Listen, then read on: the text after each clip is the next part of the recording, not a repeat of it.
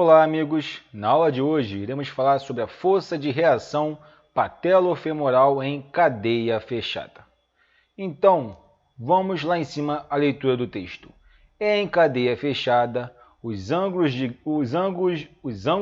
grande flexão de joelhos não necessariamente irão elevar a pressão na articulação patelofemoral, pois mesmo com o braço de momento de resistência elevado no final da excêntrica para a concêntrica, temos a sinergia do sólio na flexão plantar, do glúteo máximo, do adutor magno porção extensora e dos demais adutores na inversão de ação muscular.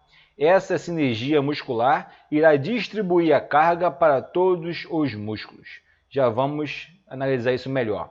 Em cadeia fechada, o estresse na cartilagem retropatelar vai acontecer em ângulos de maior flexão de joelhos somente quando. Então, primeiro vamos fechar um para depois fecharmos o 2, ok?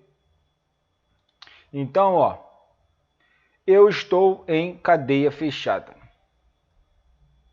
Tem aqui o meu bonequinho. Tchau, tchau, tchau. Então, ele está agachando. Ixi, mas o pé dele tem que ser maior. Aí. Então, a projeção da carga está aqui, ok? Então, eu tenho um braço para o joelho, eu tenho um braço para o quadril.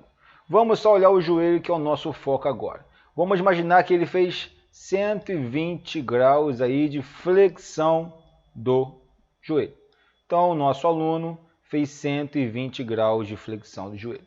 Então, eu tenho 120 graus de flexão do joelho. Lembra lá? Menor área de contato e maior força de reação patelofemoral. Mas essa maior força de reação patelofemoral não quer dizer que a sobrecarga na minha articulação patelofemoral será grande. Por quê? Eu tenho agora outros músculos que irão me ajudar nesse movimento na fase concêntrica. Então eu tenho sólio. Lembra que o gastrocnêmio é biarticular, ele não participa. Eu tenho adutor magno, porção extensora e demais adutores na inversão de ação muscular. E eu tenho o meu glúteo máximo. Lembrando que gastrocnêmio, isquiotibiais e retofemoral serão controladores do movimento de agachamento. Então agora aqui eu tenho a descida, onde eu tenho o quê? A maior desvantagem mecânica, pois eu tenho o maior braço de resistência, eu tenho o maior braço de força, eu tenho que vencer a força de aceleração da gravidade, eu tenho que vencer a resistência externa. Então, quanto maior a resistência externa, maior agora será a minha desvantagem mecânica.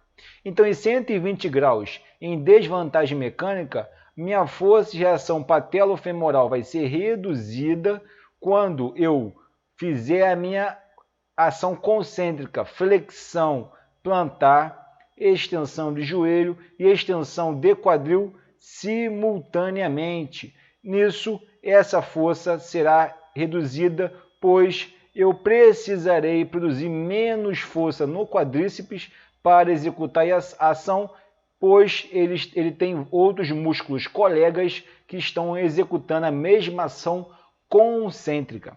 Então, em cadeia fechada, essa regra muda um pouco. Em cadeia aberta, somente a contração do quadríceps irá, sim, elevar as forças de reação patelofemoral em ângulos mais baixos. Em cadeia aberta. Em cadeia fechada, pela sinergia muscular, eu vou reduzir essa força de reação patelofemoral. Então, em cadeia fechada, eu posso agachar mais profundamente, sem risco para a minha articulação patelofemoral, desde que eu tenha maior sinergia muscular de sólio, adutor magno, porção extensora, demais adutores, glúteo máximo, e lembra que eu tenho que ter a minha inclinação do tronco para conseguir subir mais tranquilamente em sinergia. Então, em cadeia fechada, eu só estressaria e aumentaria a pressão na minha patela Lembra daquela figurinha? Se eu descesse de forma reta. Então, se eu pegasse, eu estou descendo de forma reta, aí eu usaria o que? Menos o quadril, tá? Aqui eu fiz ainda muito curvado ainda. Eu usaria menos o quadril, menos o sólio e, por exemplo, deixa eu tentar fazer o desenho certinho, fica melhor.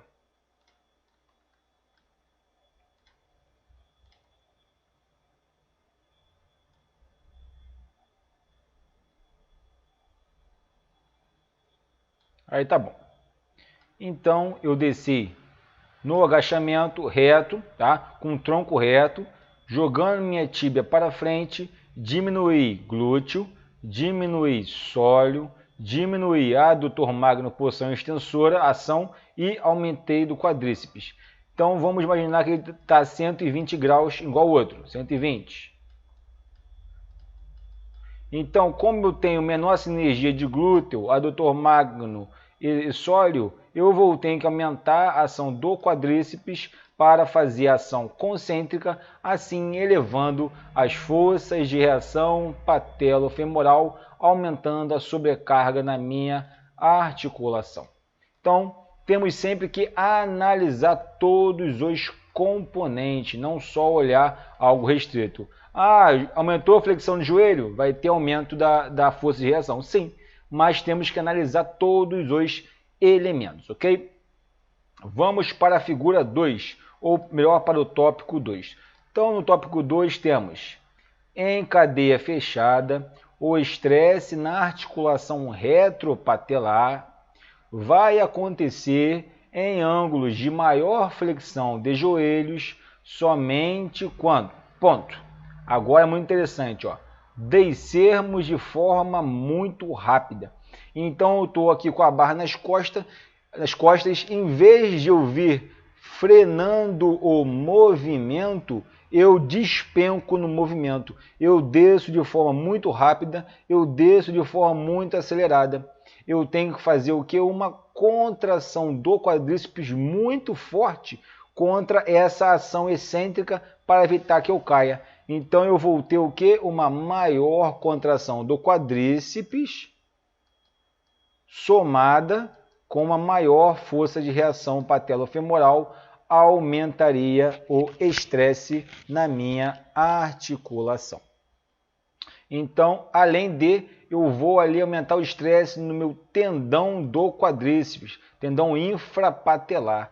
Eu posso fazer uma tendinite no tendão infrapatelar. Então, o agachamento, a fase excêntrica deve ser lenta e controlada, ok? Então, já vimos o primeiro tópico. No segundo tópico, temos realizar a isometria no final da excêntrica. Já vimos que, quando eu venho realizando o meu agachamento, a minha fase excêntrica deve ser lenta e controlada. Se eu parar no meio do caminho, eu vou ter que aumentar a minha força para reacelerar aquele movimento, para que aquele movimento possa ocorrer novamente. Então, essa contração do quadríceps para acelerar o movimento em uma posição muito baixa também irá elevar as forças no meu joelho. Descer com o tronco muito reto, nós já vimos que eu só vou utilizar mais o quadríceps. E o valgo dinâmico vai acontecer a rotação interna, onde minha patela vai lateralizar, maior força de reação patelofemoral, menor unidade diária, maior a pressão. Essa pressão pode passar pela cartilagem, chegando até o osso subcondral e trazendo a dor no joelho. Então, muitos conceitos são repetidos para isso ficar fixado. Depois que isso ficar fixado, você sabe analisar o risco e benefício de cada exercício de musculação. Então, você sabendo, esse conceito, esse, você, fulano, analisa para mim esse exercício, você vai olhar, é bom ou ruim? Aí você vai começar a analisar as forças. Não, esse aí é perigoso para você. Ou, inclina o tronco à frente, usa glúteo, sólio, quadril, sólio, joelho, tudo em conjunto, faz a extensão na fase excêntrica, na fase concêntrica. Então, você vai saber analisar melhor o exercício. Vamos ver agora a síndrome da dor patelofemoral. Então, com isso tudo, pode-se gerar uma síndrome, tá? Síndrome patelar. Então, vamos ver a cartilagem da patela. Vamos ao texto ler bem devagar. A cartilagem mais espessa do corpo é a da patela, podendo sofrer danos devido à carga excessiva. Já vimos que a patela pode sofrer danos devido à carga excessiva. A dor patelofemoral não está associada à condromalácia patelar. Então, temos que desmembrar esses três fatores. Vamos ver à frente. Então, a dor patelofemoral pode ser devida a um excesso de pressão sobre a cartilagem patelar. Essa pressão, chegando até o osso subcondral, onde temos vários mecanorreceptores, irá causar a sua dor. Então, a condromalácia uma coisa, dor retropatelar outra. Você pode ter dor retropatelar sem ter a condromalácia. Como assim? Pelo excesso de pressão na sua cartilagem por um treinamento de musculação ou qualquer outro treinamento funcional, tá? De maneira equivocada. Então, se o seu aluno ou se você sentiu dor no joelho quando está fazendo o treino e após o treinador passou, é sinal que aquela dor foi aguda, foi no treino. Então você errou no seu movimento, errou em alguma parte do seu movimento e na sua distribuição de carga. Ponto. Se esse indivíduo não tem condromalácia, essa carga é absorvida de uma forma. Mas esse indivíduo tem condromalácia e aplicou essa carga que esse indivíduo sofreu a dor, esse indivíduo com condromalácia vai ter a dor retropatelar e vai ter a aceleração da degeneração de sua cartilagem. E um indivíduo também pode ter condromalácia e ainda ser assintomático, não apresentar dor. Ele pode apresentar dor após iniciar um treinamento. Então é relativo, eu posso ter dor sem condromalácia, condromalácia sem dor e condromalácia com dor. Condromalácia que é um amolecimento da cartilagem. Ela vai ficando mais fraquinha, mais doente e diminui a capacidade de quê? De absorver essa força, que tanto já falamos no curso, e dissipar. Então acaba degenerando, ela vai afinando e essa força vai chegando mais facilmente ao quê? Ao osso subcondral. Okay? Então, para saber se tem condromalácia, somente fazendo exame de imagem.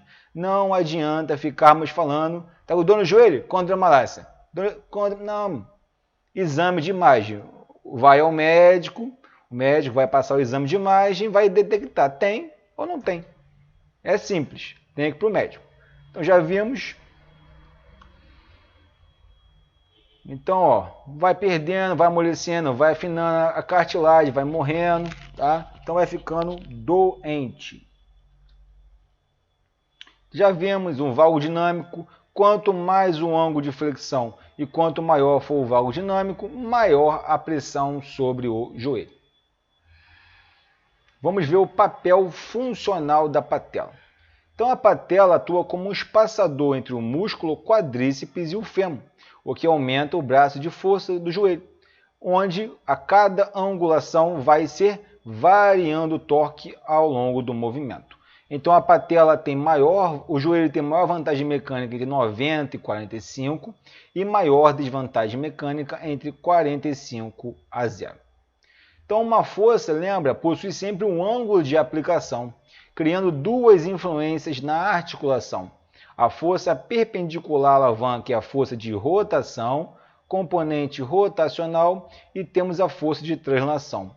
Os componentes translatórios da maioria das forças musculares contribuem para a compressão articular, o que aumenta a estabilidade na articulação. Então já vimos naquele esquema que eu fiz. Então eu tenho uma força e a outra força. Então a pequena força de cisalhamento somada com a força de compressão cooptação produz a minha rotação articular. E quando vai subindo, a força vai se alterando até o momento onde eu tenho mais o vetor de cooptação do que de rotação. Então, toda a força gerada por um músculo é utilizada para movimentar, coaptar ou decoaptar uma articulação, sofrendo variações de acordo com o ângulo articular. A maior parte da força produzida por um músculo contribui muito mais para a compressão do que para a rotação articular. Assim, o músculo precisa gerar uma força total maior para produzir a força rotatória necessária para movimentar uma alavanca no espaço. Então, temos essa força do quadríceps, somado com o braço de força, eu consigo produzir o movimento de maneira efetiva. Então, nos joelhos temos a patela, onde a polia anatômica, que aumenta o braço de força muscular, facilita assim o movimento, diminuindo a desvantagem mecânica. A polia serve sempre para redirecionar forças. Vamos ver essa animação. Opa. Deixa eu só tirar o mouse. Pá, pum. Vou baixar um pouco aqui. Observa que com a patela fica mais fácil o movimento. Sem a patela, praticamente não consegue produzir força para o movimento. Então aqui está a patela. Então tenho a força. Tá? Aqui eu produzo uma força que faz esse sistema girar. Então eu teria uma força aqui e a força resultante, tá? Então, com a patela fica mais fácil e sem a patela fica mais difícil. Então, o ângulo, que já iremos falar à frente, o ângulo de maior vantagem mecânica é entre 90 e 45 e o ângulo de maior desvantagem mecânica é entre 45 a 0. Vamos ver mais uma vez o vídeo. Mais fácil.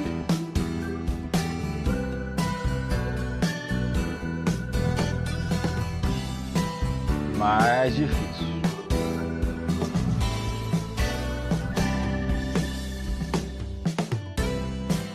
Ok?